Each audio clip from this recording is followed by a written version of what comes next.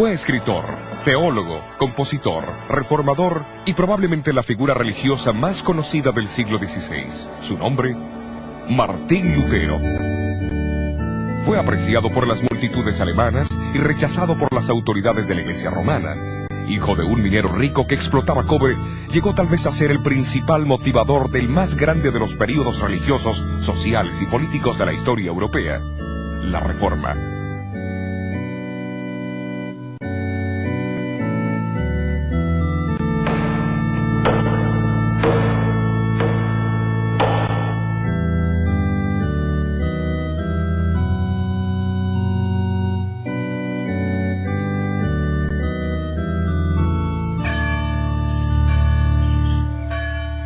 Los europeos que vivieron en el comienzo del siglo XVI probablemente tuvieron poca noción de los cambios que irían a arrasar con los conceptos de la vida medieval. Se estima que el 80% de ellos todavía cultivaban la tierra de la misma manera que lo hicieron sus antepasados por 1000 años. No obstante, delante de ellos aparecían señales que denotaban que un cambio era inminente. El invento de la imprenta por Johann Gutenberg, la elaboración del papel y el espíritu general de investigación fueron impulsados por el Renacimiento.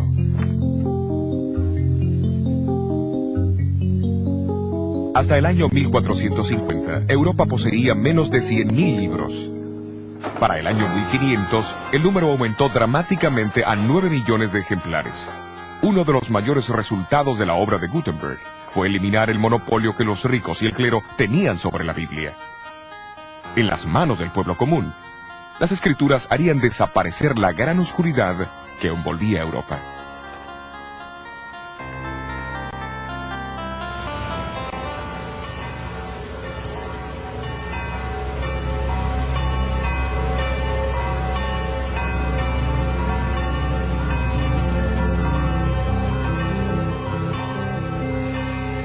Elevándose por encima de reyes y súbditos, se encontraba la iglesia medieval. La misma era el centro de influencia en cada aldea, ciudad y corte en el cristianismo.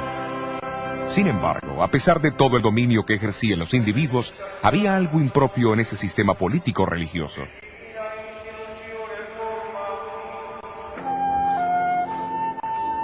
Europa estaba llena de personas pobremente educadas, de sacerdotes y monjes haraganes y amadores de placeres, que se interesaban más en los beneficios personales del sacerdocio y el poder que les confería, que el del mismo bienestar espiritual de aquellos a quienes deberían servir.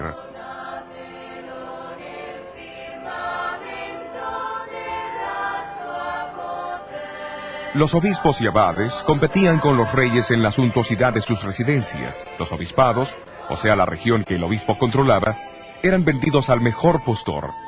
De hecho, la vida de muchos clérigos había llegado a ser una afrenta para la religión.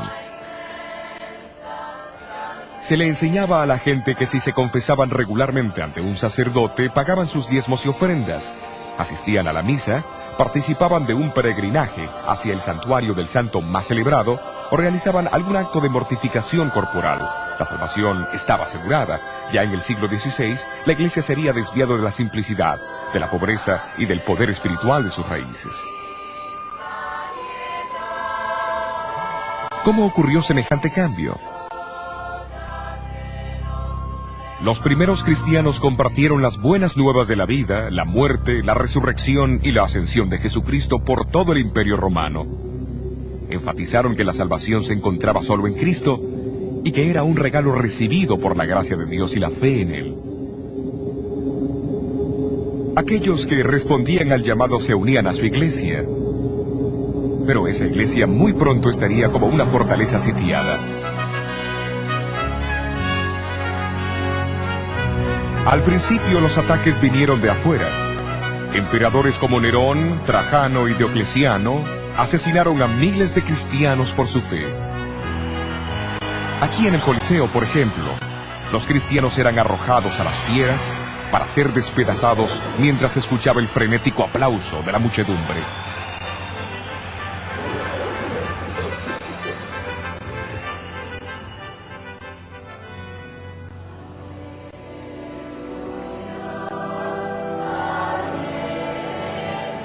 Pero la más grande amenaza vino de adentro. En el libro de los Hechos encontramos al apóstol Pablo advirtiendo a los obispos y ancianos que de en medio de ellos saldrían hombres que distorsionarían la verdad para conseguir adeptos. En la segunda carta a los tesalonicenses, alertó a la iglesia de la futura rebelión interna que revelaría lo que llamó el hombre de pecado, que se opondría y se exaltaría sobre todo lo que se llama Dios y es objeto de culto.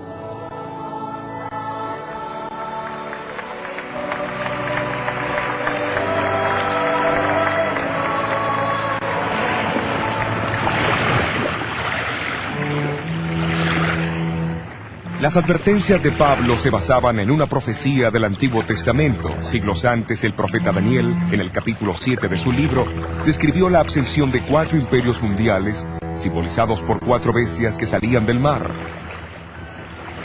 Un león, un oso, un leopardo de 4 cabezas y una cuarta bestia terrible con 10 cuernos.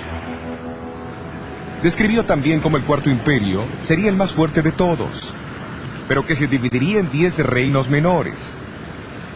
Y de estos 10 reinos menores, representados por los 10 cuernos, en la cabeza de la cuarta bestia, saldría otro cuerno o reino que sería más imponente que los otros. Él mismo haría guerra contra el pueblo de Dios, y hablaría blasfemias contra el Altísimo, y pensaría también en cambiar los tiempos y la ley perfecta de Dios.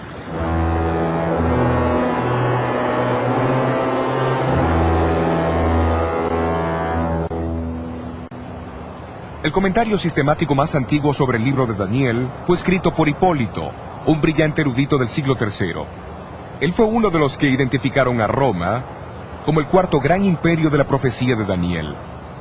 Hipólito predijo que la caída de Roma sería el próximo gran evento mundial, seguido por la aparición del Anticristo. Desde el segundo siglo encontramos a los cristianos orando por la continuidad del Imperio Romano para que se postergase la aparición del temible Anticristo. De acuerdo a la predicción, este poder surgió de en medio del Imperio Romano. Entre todos los obispos nombrados como líderes de la Iglesia en diferentes regiones, el obispo de Roma gradualmente asumió el papel principal. El pastor de Roma, la reina de las ciudades, llegó a ser el rey de los obispos.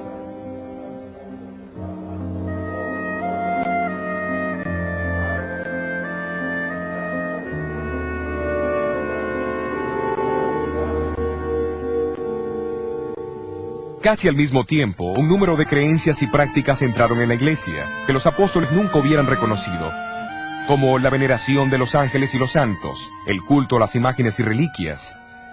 La observancia del domingo poco a poco reemplazó la del sábado. Apareció la doctrina del purgatorio y las oraciones empezaron a dirigirse a María y a los santos.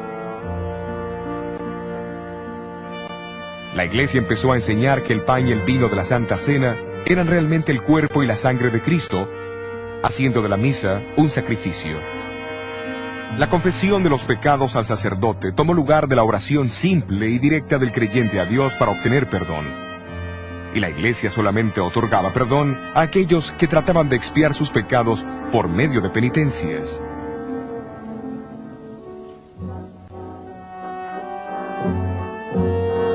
Por obsequios y servicios rendidos a la iglesia o por buenas dádivas, el Papa y sus obispos proveían lo que llamaban indulgencias. Estas podían acortar y aún cancelar el sufrimiento de los pecadores en el fuego del purgatorio. Negando la gran verdad bíblica de la salvación por la fe, la iglesia distribuyó los méritos de Cristo, los de la Virgen María y los santos, dando garantías escritas que eximían de los dolores del purgatorio. Podía comprarse de un obispo la absolución de años de castigo en el purgatorio al reparar una iglesia, construir un puente o cercar un bosque, así como el recitar cierto número de plegarias o el hacer un peregrinaje para ver las reliquias de los santos.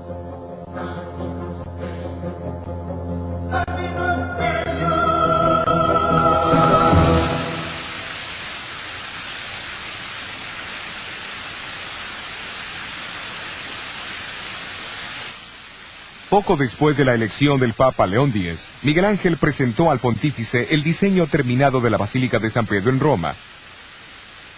Y la venta de indulgencias llegó a ser una atracción para recaudar las enormes sumas necesarias para esa aventura.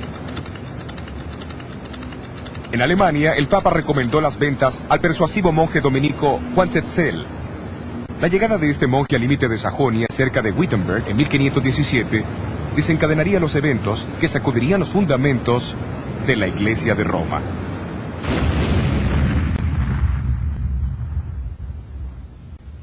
La Iglesia del siglo XVI se había apartado de la verdadera fe y necesitaba desesperadamente una reforma. Pero esto requería un individuo de valor para enfrentarse a la organización eclesiástica más poderosa que en el mundo haya conocido. Martín Lutero era el hombre que se necesitaba.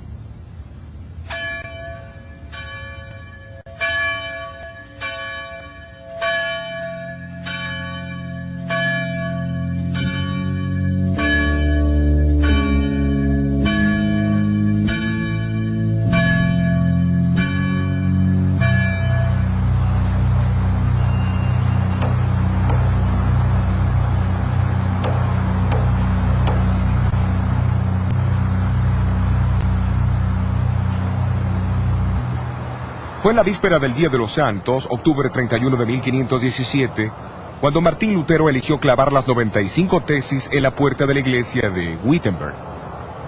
Su decisión no pudo pasar en un mejor momento, porque el próximo día los peregrinos se congregarían en la iglesia para ver la extensa colección de reliquias sagradas pertenecientes a Federico el Sabio, elector de Sajonia.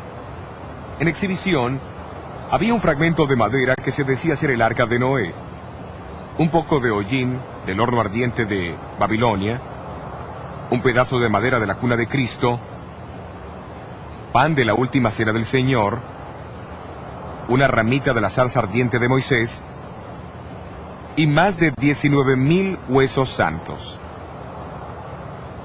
Pero lo más importante era que el solo mirar esos artefactos podía resultar en indulgencias para la reducción del purgatorio hasta 1.902.202 años y 270 días.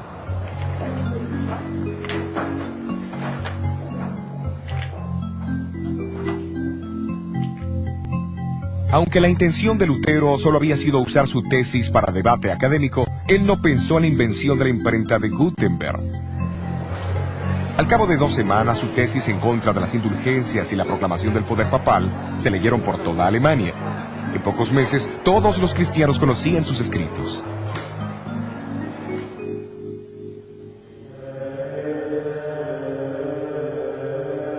Para Lutero, la mera idea de las indulgencias era repugnante. Después de todo, este inquebrantable monje había llegado a un agotamiento mental y físico por su deseo de alcanzar el perdón de sus pecados. Si alguna vez un hombre pudiera llegar al cielo por su vida monástica, entonces yo ya hubiera llegado. Pero al leer el Nuevo Testamento, él llegó a un descubrimiento alarmante. Fue el descubrimiento de que el perdón de los pecados es un regalo de Dios y no es algo que se compra o se gana. Este reconocimiento de la gozosa verdad de la salvación por la fe llegaría a ser la piedra angular de la Reforma. El concepto hizo que Lutero reconociera que el clérigo nunca podría ser mediador entre Dios y su pueblo, como la Iglesia lo enseñaba y lo practicaba. ¿De dónde emanaron estas convicciones? No fue por los edictos de papas o concilios, sino por el estudio de sola escritura, de las escrituras solamente. Sin embargo, la autoridad papal vio poco mérito en las creencias de este diablo vestido de monje. Se lo excomulgó en junio de 1520 y sus escrituras fueron condenadas a las llamas.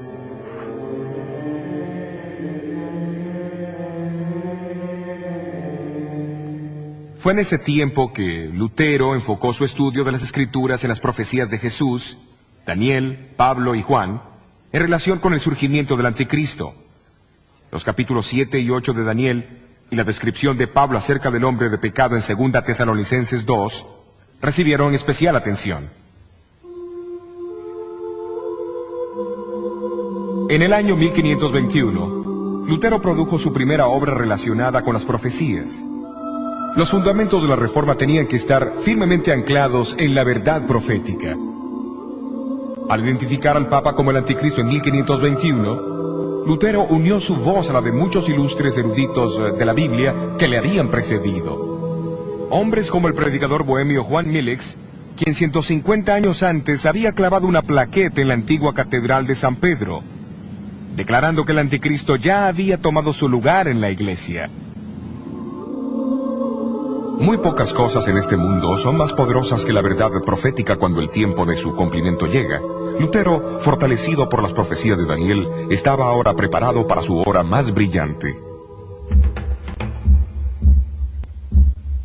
A fines de marzo de 1521, él recibió una citación del nuevo emperador del Sacro Imperio Romano, Carlos V, para comparecer delante de él en la dieta o parlamento que se convocaría en la ciudad alemana de Worms.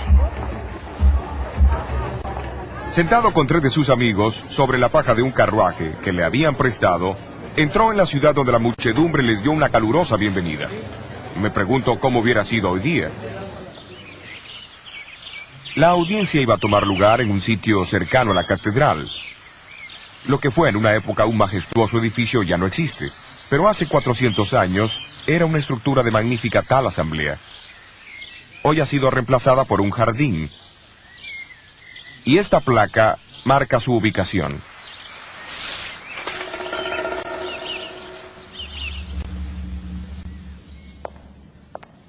Nunca antes, en ninguna época, había comparecido un humilde monje ante tantos reyes, príncipes, nobles, diputados, embajadores, varones, señores de la realeza, obispos y prelados de la Iglesia. Lutero no tenía nada más que lo sostuviera que su fe en Cristo y en las Escrituras. Cuando se le pidió que se retractara de sus escritos, pronunció las palabras que sacudirían al mundo. Menos que esté convencido por la razón y las Escrituras, yo no acepto las autoridades de papas y concilios, porque ellos se contradicen.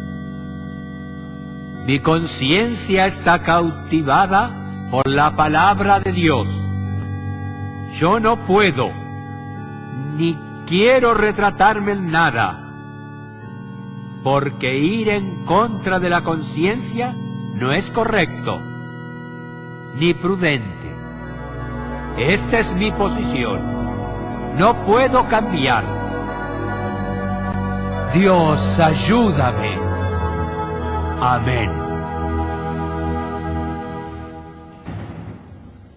Un monje solitario en contra de la antigua y casi universal opinión de la raza humana.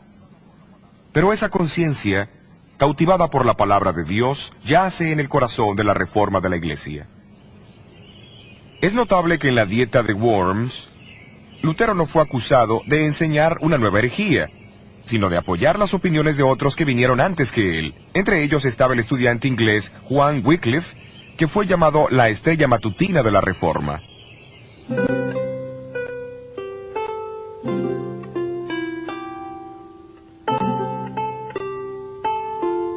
Wycliffe se dedicó al estudio de la verdad conforme la habían encontrado en las escrituras en latín. Nombrado como profesor del Colegio Superior de Balliol en Oxford, a menudo predicaba en la universidad y le fue dado el título de Doctor del Evangelio. En su estudio de Daniel, él también identificó el sistema papal como el anticristo. Pero sus comentarios anticlericales hicieron que fuese despedido de Oxford. Para sorpresa de los obispos ingleses, esto no disminuyó su influencia. Como rector aquí en Lutterworth, en Leicestershire, siguió invitando al obispo, al clero y a la nobleza para reformar la Iglesia. La mayor contribución de Wycliffe fue tal vez la supervisión de la primera traducción de la Biblia en inglés. Esto echó el fundamento de la reforma que siguió y encendió una luz en Inglaterra que jamás se apagaría.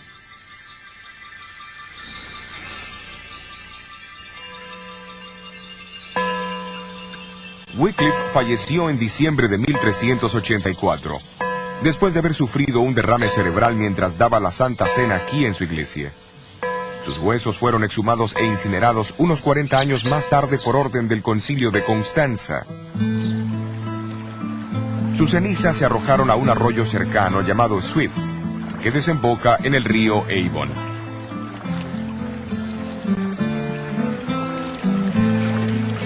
El río Avon al Severn, el Severn hacia el mar, como la obra de Wycliffe, las aguas se extenderán.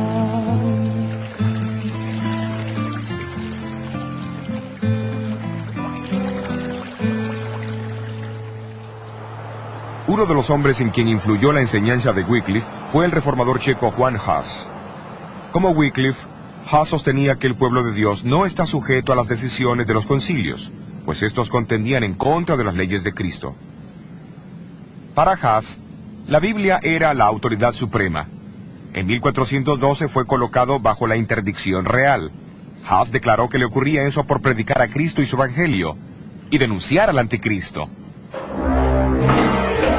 Cuando Hus fue llamado a responder por los cargos de la herejía, el emperador Sigismundo le prometió un salvoconducto hasta Constanza, pero al llegar ahí, fue arrojado al calabozo.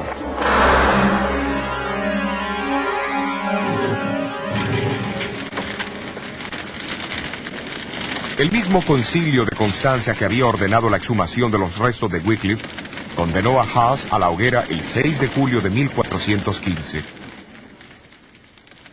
En todas las edades, Dios dispuso de fieles testigos de las verdades del Evangelio.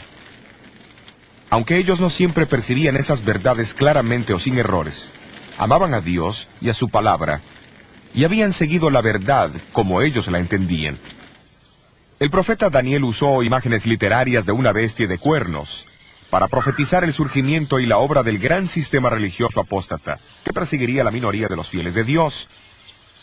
Y en el capítulo 12 de Apocalipsis, el apóstol Juan también usó símbolos para describir la experiencia del pueblo de Dios en las manos de este poder. Él habla de un terrible conflicto entre un gran dragón rojo y una hermosa mujer y su descendencia. El dragón es identificado como aquella antigua serpiente llamado Diablo y Satanás, que engañó al mundo entero. La hermosa mujer representa la fiel iglesia de Dios. El comienzo de este conflicto se describe en Génesis capítulo 3. Dios dijo a la serpiente que él pondría enemistad entre ella y la mujer, y entre su simiente y la de ella. Ahora en Apocalipsis 12, Juan ve la continuación de esta guerra de odio entre la serpiente, el dragón y la mujer. Él describe a la mujer como vestida del sol, la luna debajo de sus pies y sobre su cabeza una corona de 12 estrellas. Se la retrata como esperando ansiosamente el nacimiento de Jesús. El dragón también espera este nacimiento. Cuando se frustran sus intentos en contra del niño varón, él se vuelve contra la mujer o la iglesia. Sus ataques son similares a los que lanzó contra Jesús. Primero con persecución y muerte, y luego a través del sistema religioso apóstata que enterró la verdad de Dios bajo tradiciones.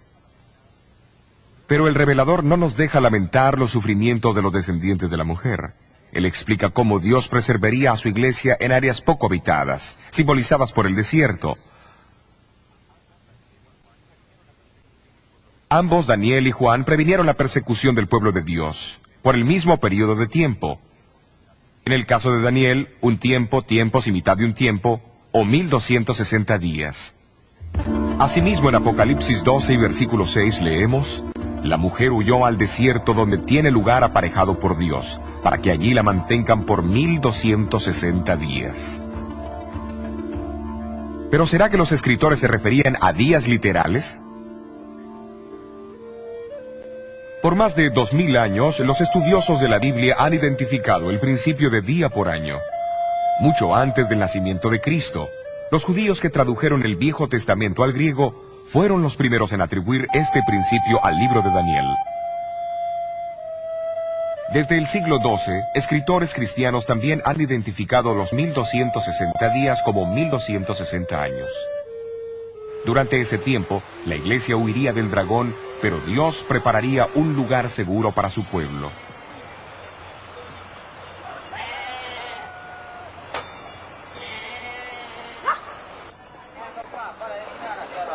Uno de esos lugares donde las verdades del Nuevo Testamento fueron preservadas del creciente poder del obispo de Roma fue en el norte de Italia. Al final del siglo IV, el obispo de Milán, Ambrosio, proclamó una teología evangélica que es difícil de separar de aquella redescubierta por la fe protestante 1000 años más tarde. Aquí en estas llanuras y montañas al oeste de Milán, fieles testigos todavía atesoraban las doctrinas de la Iglesia Apostólica y denunciaban las crecientes supersticiones y perversiones en la Iglesia. Claudio, obispo de Turín, quien es con frecuencia llamado el protestante del siglo IX, también sostuvo la autoridad de las Escrituras.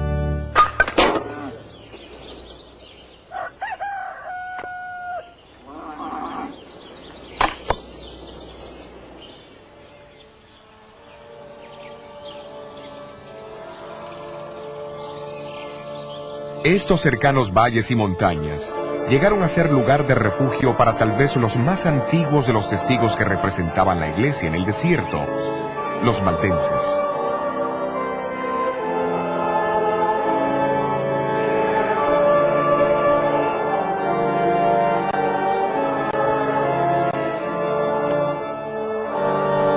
Su devoción y perseverancia llenan algunas de las páginas más brillantes de la historia de la Iglesia.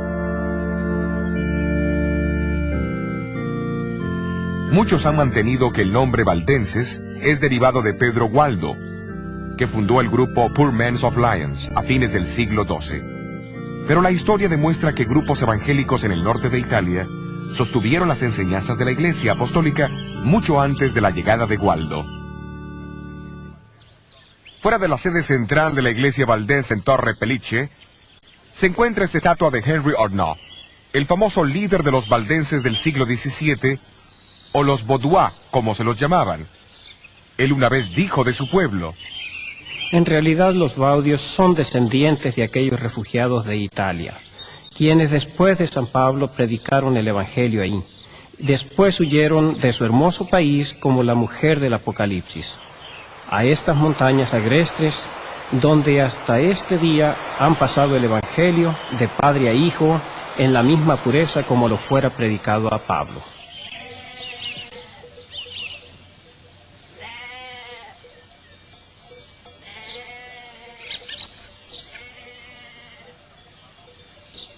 Los historiadores han afirmado que en la ingeniería más avanzada podría haber adaptado estos valles de una mejor manera para el propósito de ofrecer refugio para los fugitivos. Cada uno se une al otro como una serie de cámaras entrelazadas que como un todo forman una sola fortaleza de increíble resistencia. Y fue a esta fortaleza, preparada para ellos por el mismo Dios, hacia donde huyeron los valdenses durante los 1260 años de supremacía papal.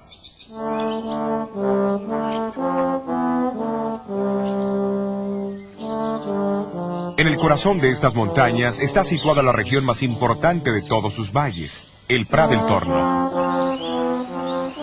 A este valle, bañado por el río Angroña y rodeado de maizales, pastizales, árboles frutales y enormes castaños, volvían los valdenses, cuando eran atacados por sus enemigos. Fue aquí también donde fueron entrenados sus misioneros, en el colegio de Barbes. La Biblia era su único libro de texto. En los siglos anteriores a la invención de la imprenta, memorizaban evangelios enteros y muchas de las epístolas.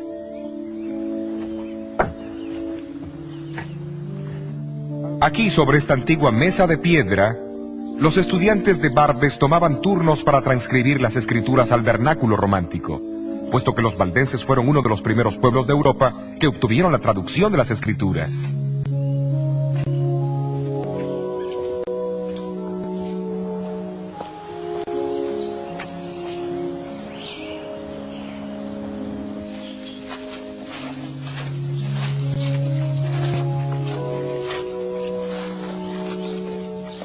Más tarde, disfrazados de buhoneros, los valdenses viajaban por Europa central y meridional, ocultando las copias del Nuevo Testamento en sus vestimentas. Les era posible dejar más que simples conveniencias materiales a sus clientes. Mientras los valdenses crecían en el número y en la influencia, la Iglesia de Roma comenzó a inquietarse enormemente. La misma reconoció que si se permitía que este movimiento se expandiera, lograría superar todo lo que a Roma le había llevado siglos para alcanzar. A comienzos del siglo XIV comenzó la terrible furia de los inquisidores papales. Los sencillos y pacíficos valdenses llegaron a formar parte de la Iglesia del Desierto, como Juan el Revelador había predicho. Pero así como en Apocalipsis 12 dice que la tierra ayudó a la mujer y la tierra abrió su boca y tragó el río que había echado el dragón de su boca, así las montañas dieron protección a los valdenses durante las cruzadas organizadas.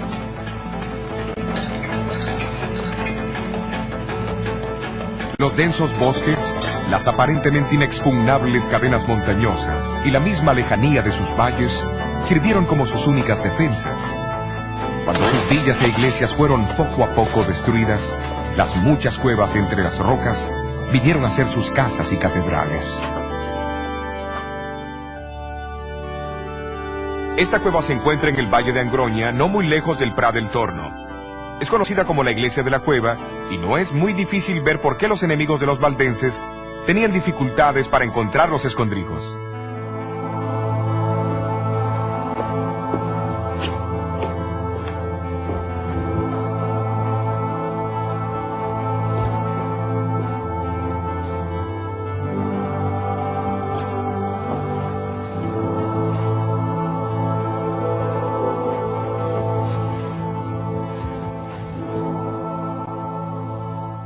Sin duda fue un tiempo espantoso, pero también de conmovedora confraternidad, mientras los vecinos se reunían de aquí y de allá para encontrar consuelo y seguridad en las entrañas de la tierra.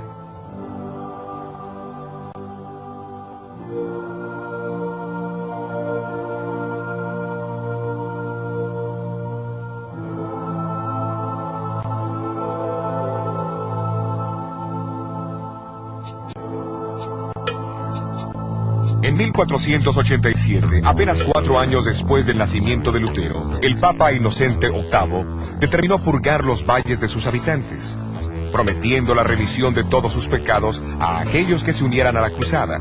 Procedió a formar un gran ejército bajo la dirección de Alberto Cataneo.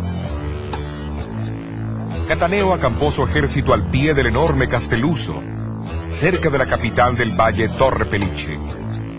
Con la esperanza de impedir el desastre, los valdenses mandaron a 2 de sus hombres para encontrarse con él. Si los valdenses habían esperado intimidar a Cataneo con una confrontación directa, la misma fue una subestimación del hombre. Dividiendo sus fuerzas en 2 frentes, Cataneo dirigió una compañía hacia el valle Pellice, atacando los pueblos de Vilaro y Bobbio y forzando a sus habitantes a huir a las montañas. La otra compañía siguió hacia el Valle Angroña a mano derecha del Prat del Torno, donde esperaba unirse con la primera compañía. En aquel entonces, el camino hacia el Prat estaba casi bloqueado por la barricada. Esto era una muralla empinada que cruzaba el valle, y su única entrada era un desfiladero tan angosto que apenas 2 hombres podían cruzarlo lado a lado. Hoy es lo suficientemente ancho como para que pase el tráfico automotor. Aquí en Prat del Torno, los valdenses se reunieron para una resistencia final. Pero antes que lo hicieran, se entregaron a Dios en oración.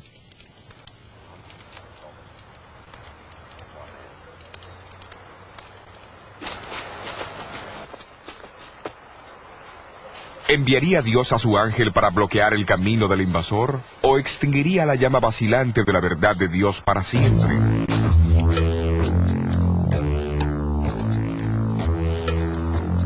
Mientras el ejército de Cataneo se preparaba para cruzar el angosto desfiladero, los valdenses notaron una pequeña nube formándose cerca de las cumbres de las montañas. La nube se expandió y se oscureció rápidamente hasta que finalmente cubrió el valle. La densa niebla causó una confusión inmediata.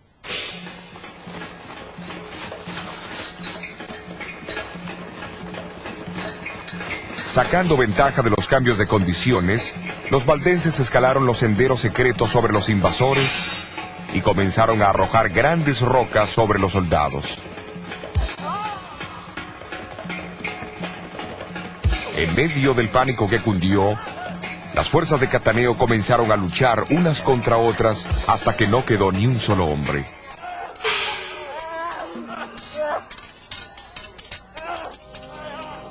En 1530, las noticias de la reforma que se extendían por Alemania, Suiza y Francia llegaron a la gente de los valles valdenses.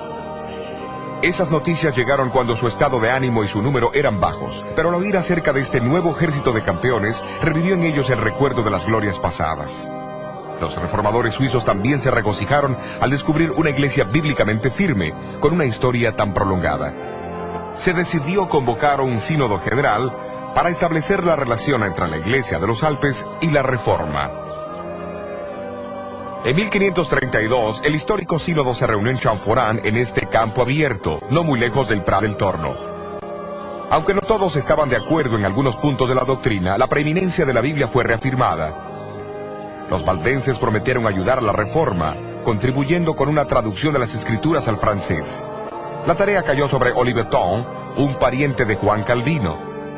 Era un obsequio apropiado de parte de una iglesia que debía su propia existencia a través de los siglos a la estricta adherencia a los principios básicos de este libro.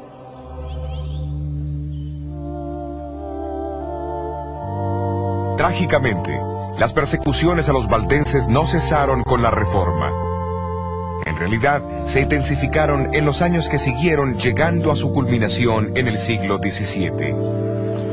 El tiempo se ha encargado de cicatrizar las heridas de la gran masacre de la Pascua de 1655. Sin embargo, el recuerdo está indeleblemente grabado en las mismas rocas y grietas del imponente Castelluso.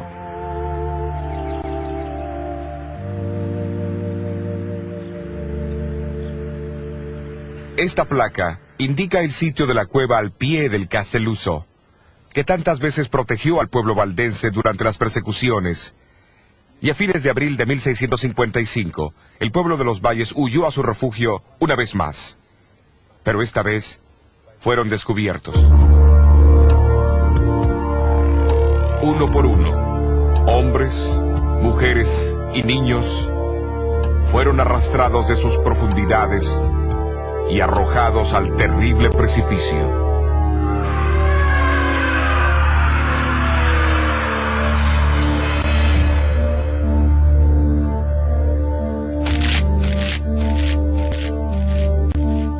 Toda la Europa protestante reaccionó con dolor y compasión. El ciego poeta inglés Juan Milton escribió uno de sus más poderosos sonetos en memoria a los mártires del Castelluso. Vindica, oh Señor, tus santos martirizados, cuyos huesos yacen esparcidos por las montañas alpinas, aquellos que guardaron la verdad antigua tan pura, cuando nuestros padres adoraban troncos y rocas, no te olvides. En tu libro graba los gemidos de quienes fueron tus ovejas y en su antiguo aprisco, asesinados por los sanguinarios piamonteses que arrojaron a las madres y sus niños al rocoso abismo. Sus lamentos los valles repitieron a los montes y estos a los cielos.